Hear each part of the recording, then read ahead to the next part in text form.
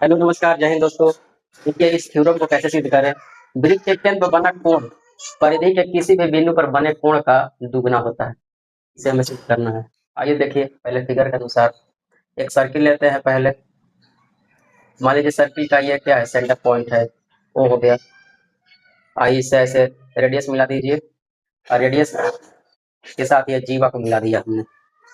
अब ये परिधि के किसी भी बिंदु पर एक एंगल बनाइए, तो ये परिधि के बिंदु को हो गया। अब मान लीजिए कि ए बी एक जीवा है, अब परिधि के किसी बिंदु सी है। रचना में क्या कीजिए कि यहाँ पे इसको सी को ओ से मिला दीजिए, तो सी से ओ को हम मिला देंगे।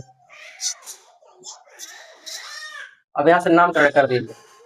मैं इसको एक मान लेते हैं, इसको दो मान लिए, इसको तीन मान लिए, इसको चार कर लीजिए। फिर देखिए बाय कोण यहाँ बन रहा है, इसको मान लीजिए कि 5 और 6 कर लीजिए। तो देखिए क्या हम लिखेंगे यहाँ, सी ओ आर वाले वृत्त में ए बी वृत्त का जीवा है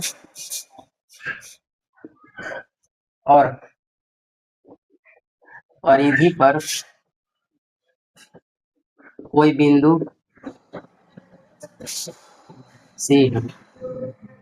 सिद्ध क्या करना है कि केंद्र पर बना कोण है। केंद्र पर बना कोण कौन है, ए ओ बी। ये केंद्र पर बना कोण है, परिधि पर बने। परिधि देखिए ए सी बी, ये परिधि बना कोण है, उसका दोगुना होता है।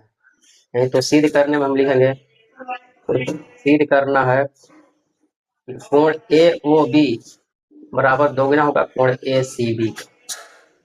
ये हो गया। रचना में आप कर लीजिए, सी ओ को सी से ओ को मिला, बस इतना ही हमने काम किया। प्रमाण में आइए,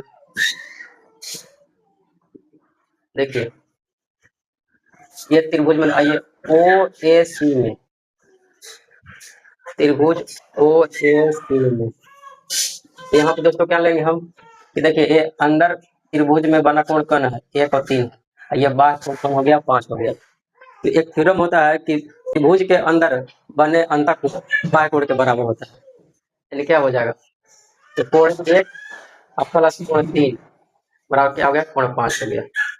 अब बहिष कोण के नियम से हम यहाँ लिख देंगे, बहिष कोण के नियम से। तो बहिष कोण के नियम लेंगे क्या होगा, ये दोनों बराबर होगा, तो ये पूरा बराबर हो गया हमें। अब देखिए ओ सी और ओ ए क्या है, ये रेडियस है वृत्त का, तो ये क्या है, रेडियस बराबर है। जब रेडियस बराबर है तो यहाँ देखिए दोनों एंगल बराबर हो जाएगा, क्योंकि किसी त्रिभुज में पढ़े होंगे कि जब दो साइड बराबर हो तो उसका एंगल भी बराबर होता है। तो इसीलिए ये क्या हो गया, बराबर हो गया। एक और 3 बराबर, तो मतलब क्या, हम कोण 1 प्लस कोण 1 लिख सकते हैं, 3 के जगह पर भी। अब कोण 1 कोण 1 कितना हो गया, तो 2 कोण 1 हो गया और कोण 5। इसको इक्वेशन 1 मान लीजिए। जस्ट इसी प्रकार आप त्रिभुज लीजिए ओ बी सी। अब त्रिभुज ओ बी सी में, तो ओ बी सी में भी जस्ट ऐसे लीजिए, 2 और 4 किसके बराबर हो जाएगा, 6 के बराबर होगा बहिष कोण के नियम से। तो कोण 2 प्लस कोण 4 बराबर क्या हो गया, ये कोण 6 हो गया। फिर दोनों ऐसे ही देखिए, त्रिज्या ओ बी है, ओ सी है, दोनों त्रिज्या है बराबर है, तो बराबर है तो फिर इसका एंगल भी बराबर हो जाएगा। तो इसको 2 प्लस 4 की जगह भी 2 लिख सकते हैं, क्योंकि दोनों बराबर है।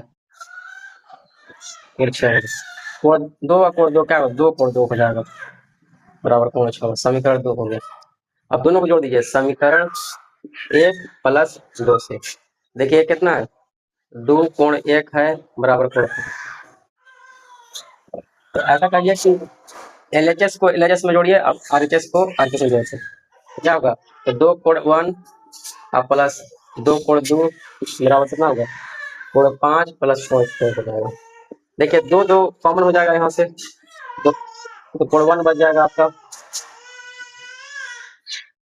अब प्लस कोण 2 बच जाएगा बराबर कितना, कोण 5 प्लस कोण 6 हो गया 2। देखिए 1 और 2 किसको कंसीडर किया थे, सी को माने थे, ए सी बी, क्या लिख देंगे, ए सी बी।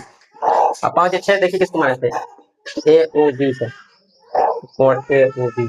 अब इसलिए देखिए कोण ए ओ बी बराबर 2 कोण ए सी बी। यही प्रूव करना था दोस्तों। थैंक यू दोस्तों।